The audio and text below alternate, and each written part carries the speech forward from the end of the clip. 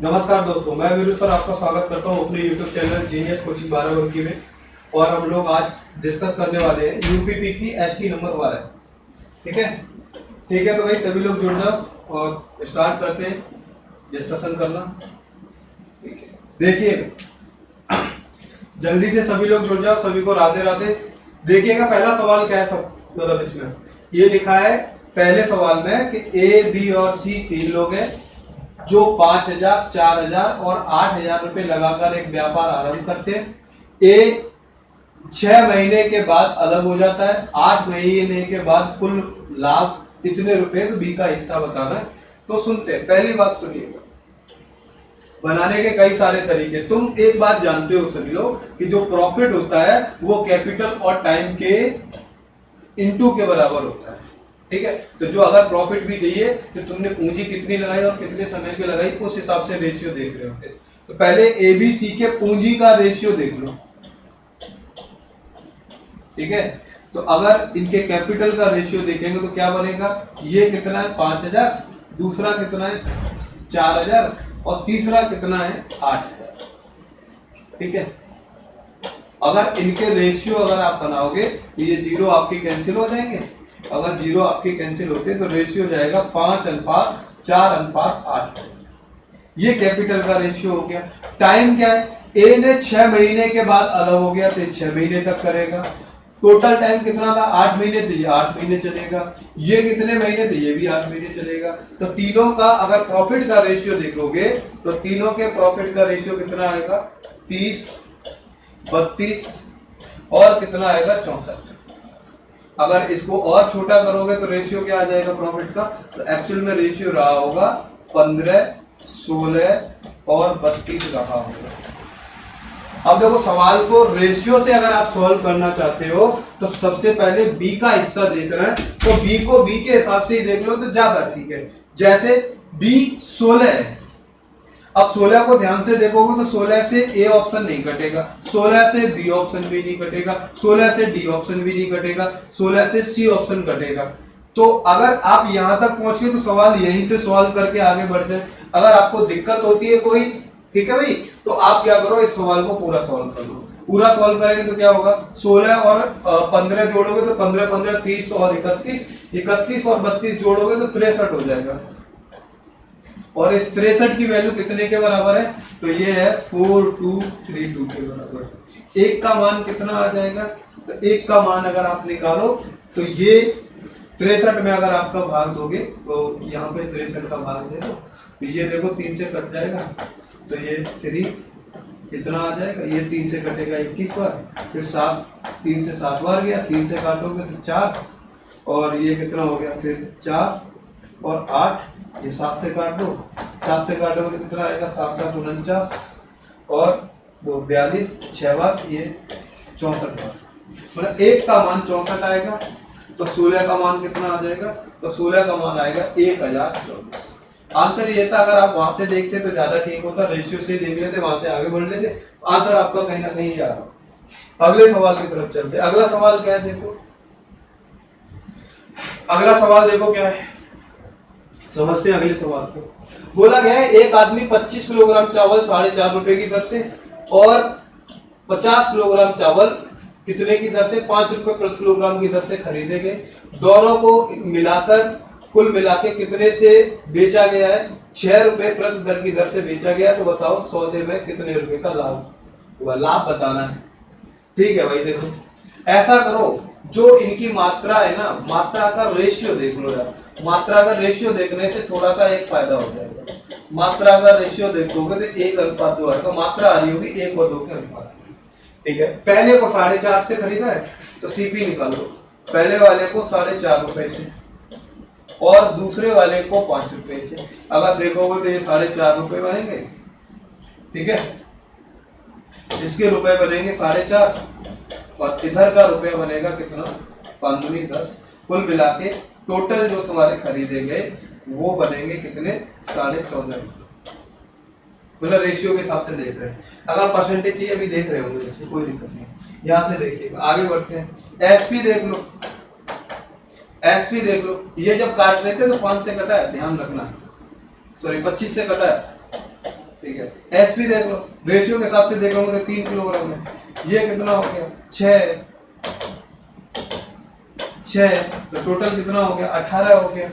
ठीक है, अब यहाँ से यहाँ तक का देख लो क्या हिसाब के हिसाब है। 14.5 से 18, 14.5 से 18, 14 से 14 18 हो गए, 18 तो 4 3.5 हो गया।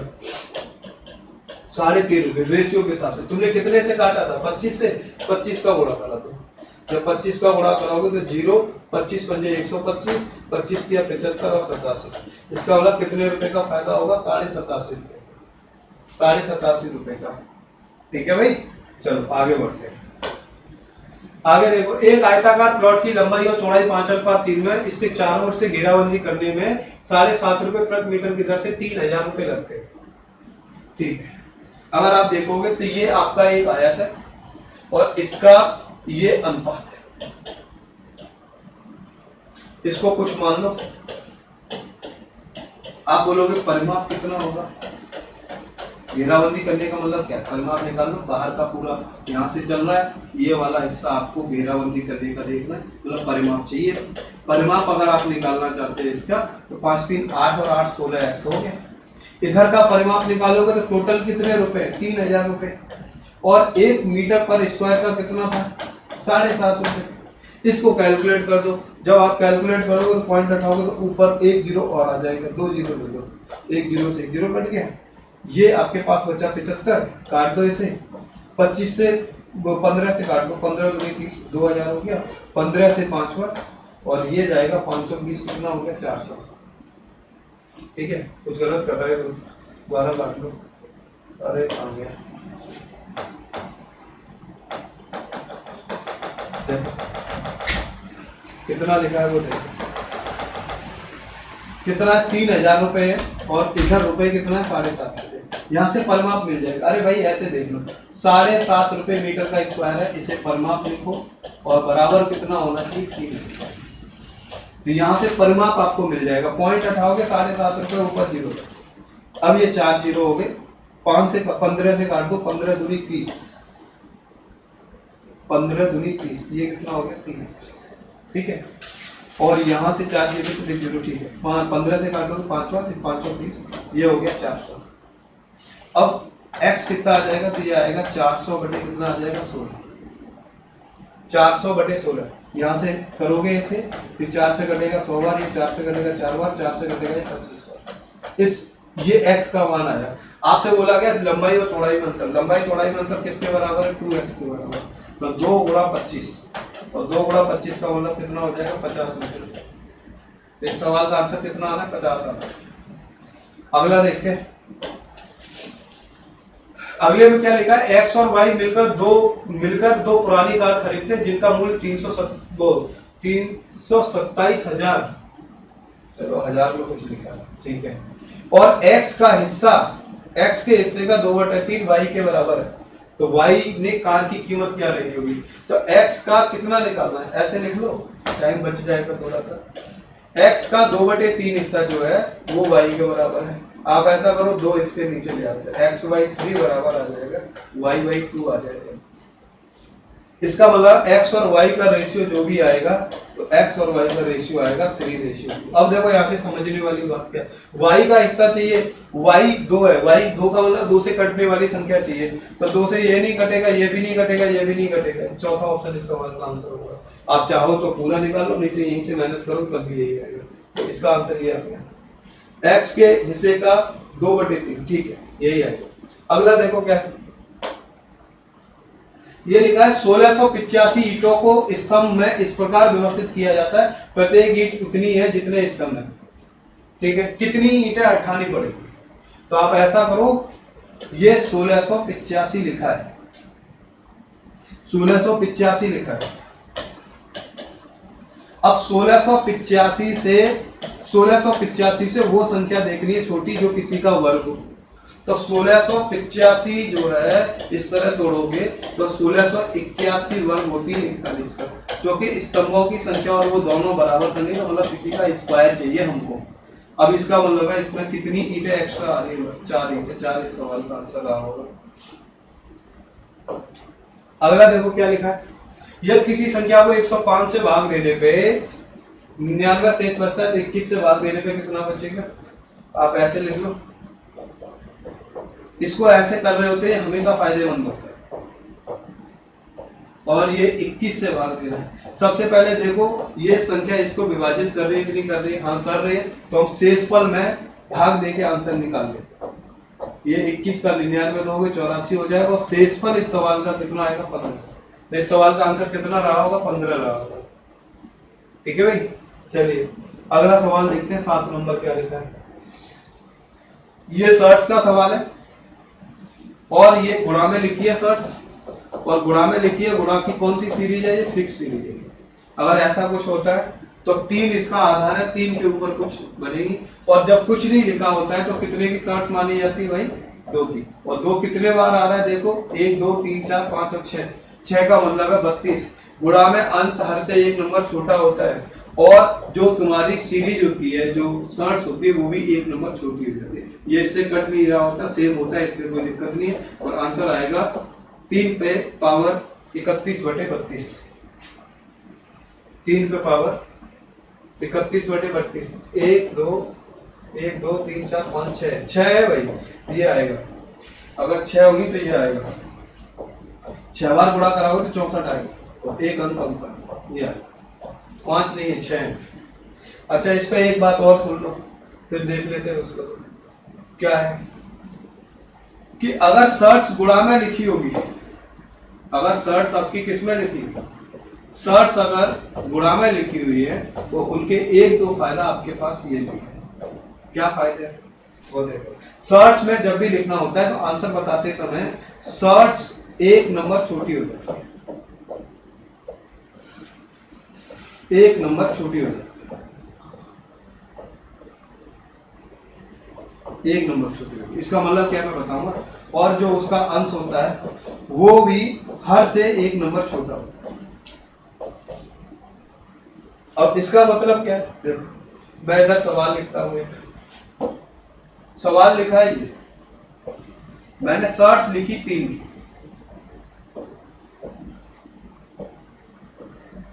मैंने छोटा सा ही लिखा है समझाने के लिए। देखिएगा हर जगह आधार कितना है, आधार है आपके पास 2। आधार कितना है, 2। अब देखो ये वाला नंबर जो 3 शर्ट्स है, ये कितने बार आ रही है, 3 बार। तो 3 का 3 बार गुणा करा दो, कितना हो गया, 27 इंटू शर्ट्स 1 नंबर छोटी हो जाती है, तो 3 से छोटा 2 होगा, तो इक्वल टू 2 लिख दो। और जो इसका अंश होता है वो हर से 1 नंबर छोटा होता है, तो ये इससे कैंसिल हो जाएगा। कितने बार होगा, 13 बार। तो जब भी गुणा की शर्ट्स आती है तो आप इसी तरह इसको सॉल्व करें, आपका टाइम जरूर मैनेज हो जाएगा, टाइम बच जाएगा। इसका आंसर आना है 2 की पावर 13 बटे कितना आएगा, 26। ठीक है, अगला सवाल देखते हैं। अगले सवाल में क्या है, एक समलंब चतुर्भुज, मतलब समलंब चतुर्भुज की समांतर भुजाएं दे रखी होती है, और इसका क्या बताना है आपको, बीच की दूरी बतानी है। क्षेत्रफल दिया है 90। चलो समझ लेते हैं, समलंब के बारे में सुन लेते हैं। समलंब की 1-2 प्रॉपर्टी है, वो पहले देख लेते हैं। ये मान लो मैं इनके एंगल शो करा देता हूं। ये x है, ये y है, ये z है, और ये w। पहले तो लाइन पैरेलल होती है आमने सामने की, तो समलंब जब भी बना होगा तो 2 लाइन पैरेलल होगा।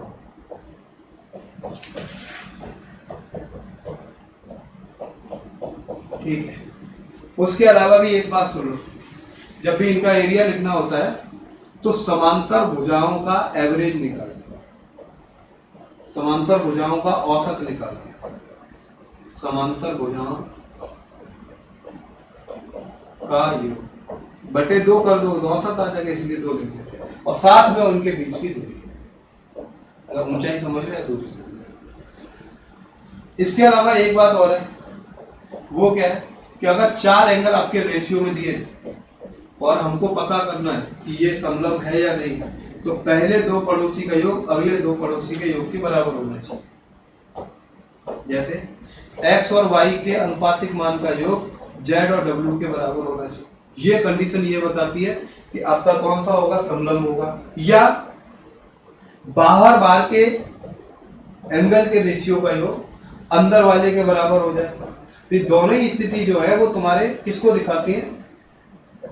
समलंब, ट्रेपीजियम को दिखाती है। ठीक है, तो इसका आंसर देख लेते हैं अब जो लिखा था। समांतर भुजाएं दे रखी है, कितनी दे रखी है देखो, मुझे तो पता भी नहीं, देखते कितनी दे रखी है। एक भुजा कितनी है? 8 और एक 10 है। एक भुजा 8 है और एक भुजा कितनी है? 10 है। एरिया दे रखा है, तो पहले तो इनका एवरेज निकाल लो। 18 हो गया टोटल, एवरेज निकालोगे तो 9 आ जाएगा। बीच की ऊंचाई और दिया कितना है? 90। ये कितना हो गया? ये 9 बार जाएगा और ये 9 से 10 बार जाएगा। इसका मतलब बीच की दूरी कितने सेंटीमीटर रही होगी? 10। अगर ये 10 रही होगी तो आंसर देखो कौन सा आएगा इसमें? तो आंसर नंबर आएगा ए।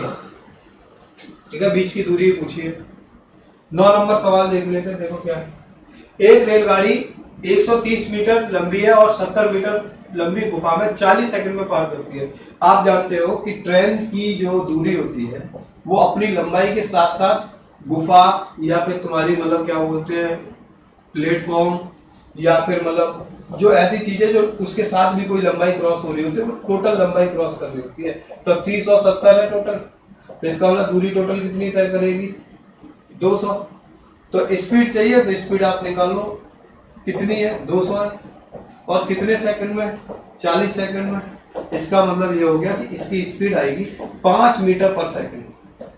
और हमको दूरी चाहिए कि चाल चाहिए किलोमीटर पर घंटे में। तो आप बोलो 5 को तुम चेंज कर दो किलोमीटर पर आवर में, तो 18/5 का गुणा करा देते हैं भाई। तो आंसर आएगा इसका 18 किलोमीटर पर घंटा। ऑप्शन नंबर कौन सा आएगा? बी आएगा इसका। अगला देखो, एक आदमी एक नदी में धारा के विपरीत 32 किलोमीटर की दूरी तय करता है और धारा की दिशा में 48 किलोमीटर और प्रत्येक दशा में उसे 8 घंटे लगते। ठीक है भाई, तो तुम ऐसा करो धारा की दिशा में चले जाओ। 32 किलोमीटर 8 घंटे में तय करना है तो 4 की स्पीड आ जाएगी। विपरीत दिशा है भाई, धारा की विपरीत दिशा में 32 किलोमीटर चलना है तो 32/8 करोगे तो 4 की स्पीड रहेगी। धारा की दिशा में 48 चलना है, 8 घंटे में चलोगे तो 6 की स्पीड रहेगी। तुमको क्या चाहिए? तुमको चाहिए धारा का वेग, तो इन दोनों को घटा दो। जब इनको घटाओगे ये हिस्सा कट जाएगा, 2s बराबर आ जाएगा घटा के 2, तो इसकी स्पीड जो आनी होगी वो स्पीड आ जाएगी 1 किलोमीटर प्रति घंटा। एक इस सवाल का आंसर, एक आंसर होगा इस पर। चलिए आगे बढ़ते हैं थोड़ा सा। ये तो सिंपल ही था, आप बना ही सकते थे। 5 सदस्यों की आयु का योग मतलब आय का योग 555 है। 5 लोगों का 555 है। ठीक है, पहले 2 लोगों की औसत 75 है, तो 2 लोगों का औसत अगर 75 है तो टोटल कितना होगा? तो टोटल होगा कितना? 150। तो इसमें से 150 घटा दो। तीसरे सदस्य का कितना है? तीसरे सदस्य का है 115। ठीक है, तीसरे सदस्य का कितना है? 15।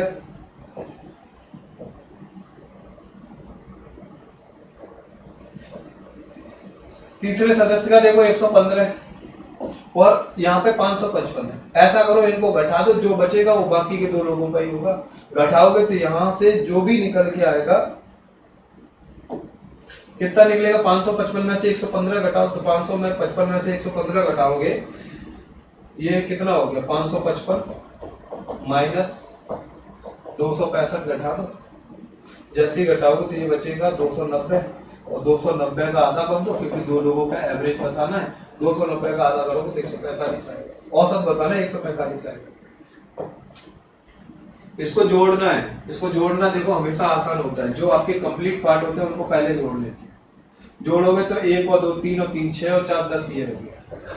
आधा इधर लिखा है, आधा इधर लिखा है, 3/4 इधर लिखा है, 3/4 इधर लिखा है, 1/6 इधर लिखा है।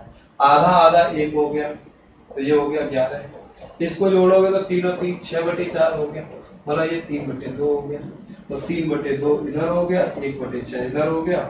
इसको सॉल्व कर लो, 6 एलसीएम आ जाएगा। 6 एलसीएम आएगा तो कितना? 9 हो गया। एक ये आ जाएगा 8/4। 6। 8/6 का मतलब कितना है? 4/3। 4/3 का मतलब क्या है? 1 से 1/3। तो 11 तुम्हारे पास इधर था, 1 इधर आ गया, 1/3 इधर आ गया, तो आंसर आएगा 12 से 1/3। चौथा ऑप्शन आएगा। ये देख लो, ये तो ठीक ही है, ये सिंपल है। ए बी से आधा काम करता है, जो सी से 3 गुना कुशल है। ये बात जरूर है। देखिए, जब भी जो शब्द आता है तो पहले वाले के साथ नहीं, पड़ोसी के साथ ही रिलेशन दिखाता है, ये हमेशा ध्यान रखो। अब सी से 3 गुना करता है तो इसकी 1 मानो, इससे 3 गुना, इसे 3 मानो, ये इसका आधा करता है तो 1.5 मान लो। तीनों मिलकर कितनी देर में पूरा करेंगे? तो तीनों को मिलाओगे तो 5.5 काम हो गया, 5.5 हो गया। और बी अकेला 6 दिन में कर रहा है, तो टोटल काम निकाल लो यहाँ से। 3 कैपेसिटी है, 6 है, तो टोटल काम 18 हो गया। तीनों का मिलके चाहिए तो 5.5 का भाग दे दो, पॉइंट हटा दो, ये इसको काटोगे तो 36 बार जाएगा, ये काटोगे तो 11 बार जाएगा। जब 11 का भाग दोगे तो ये आएगा 3.27। इस सवाल का आंसर रहा होगा। ठीक है, अगला देखते हैं, देखो क्या लिखा है। अच्छा, इस वाले सवाल को समझना, इसमें गलती होने के चांसेस ज्यादा होते हैं। ये देखो क्या बोल रहा है, ये बोल रहा है 10% और 30% के दो लगातार चिन्हित किए जाते हैं। चिन्हित का मतलब है कि अंकित किया जाता है, या अंकित मूल्य दे रखा है, अंकित मूल्य। मतलब कोई एक वस्तु है, उस वस्तु पे उसको पहले उसे 10% बढ़ाया जाता है, फिर 30% बढ़ाया जाता है, और फिर उसे इतने डिस्काउंट पे बेच दिया जाता है। तो आप बताओ उसका वस्तु का बिक्री मूल्य इतना है, तो बता दो क्या लिखना है। तो देखो क्या लिखना है, या सीपी और एसपी डाल दो, वो बन जाए। पहले 10% बढ़ाया, 10% का मतलब होता है 1/10, 10 से बढ़ा के 11 कर दिया। इधर क्या किया, 30% बढ़ाया, 30% का मतलब हो गया 3/10, 10 था, 10 से बढ़ा के 13 कर दिया, और फिर 20% की छूट दी है। अब यहाँ छूट दे रहा है तो छूट ले दो। 20% का मतलब 1/5 होता है, 5 से 6 हो गया, छूट होता है तो कमी आ जाती है। यहाँ देखो क्या होगा, ये कट जाएगा 2 से 2 बार, ये 2 से 5 बार, ये 2 से फिर 5 बार, तो इधर 125 हो गया, और इधर कितना हो जाएगा, तो 11 गुणा 13 ही लिख दो, जिससे हम लोग को कुछ आसानी है। ठीक है, अब तुमको बताना, ये सब लिख दिया तुमने, इसको सॉल्व कर दो, इसकी वैल्यू इसके बराबर, तो एक का मान कितना आ जाएगा, 2288 बटे कितना आ जाएगा, 11 गुणा 13, और ये 125 लिखा है। 125 का मान बताना, तो 125 का गुणा करना। देखो 11 से काटोगे तो ये आएगा, 13 से काटोगे तो ये 8 बार 16 बार जाएगा।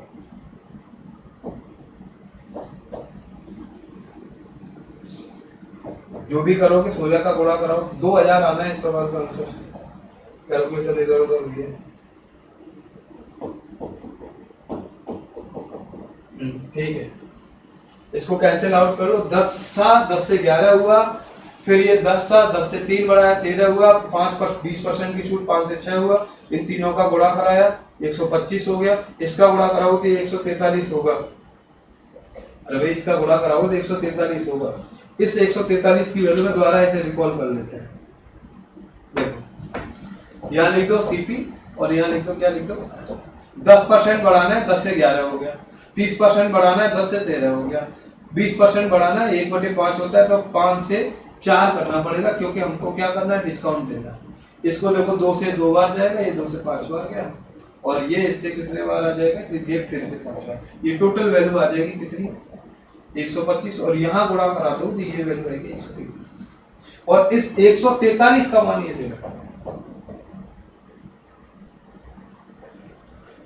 ठीक है, इसके साथ कैलकुलेट कर दो, तो ये वाली वैल्यू 143 है, भाग कराओगे 8, ये 125, 16 वाली जाएगा। देखो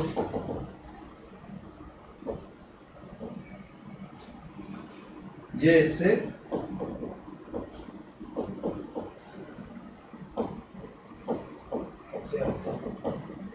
ये इससे 16 बार गया, और ये 125 का गुणा करा दो, तो जब गुणा कराओगे तो कितना आएगा, 2000।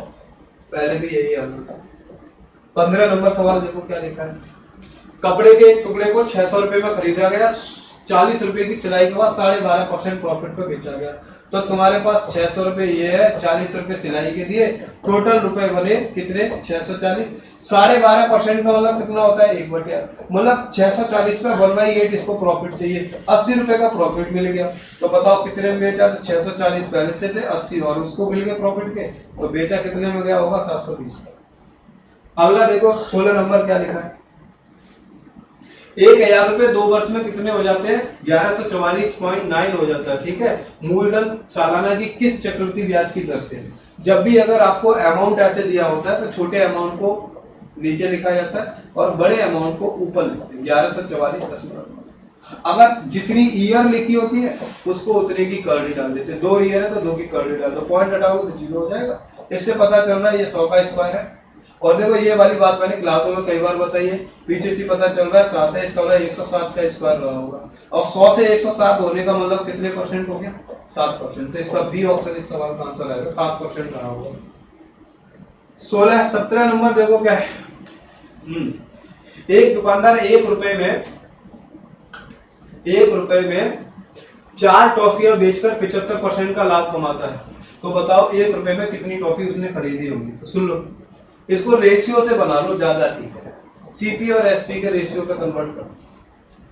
अब लिखते कैसे वो देख लो। 75% का मतलब क्या, 75% लाभ पे बेच रहा है, तो 75% 25/1/4 होता है, 3/4 होगा, 3/4 होगा, मतलब 4 का सामान 7 में जाएगा। ठीक है, देखो अब ये बनेगा कैसे, पहले सीपी लिख रहे हो तो सीपी के रेशियो लिखो। तो इसका मतलब है यहाँ से सीपी कितना है 4 रुपए और एसपी कितना है 7 रुपए। यहाँ का सीपी देखो कितना है 1 रुपए 4, और 1 रुपए में कितने बताना है। तो 1 रुपए में 4 खरीद रहा है इधर, और इधर कितने रुपए में खरीद रहा है 4 रुपए में। फिर यहाँ पे 1 रुपए में बेच रहा है, बोलिए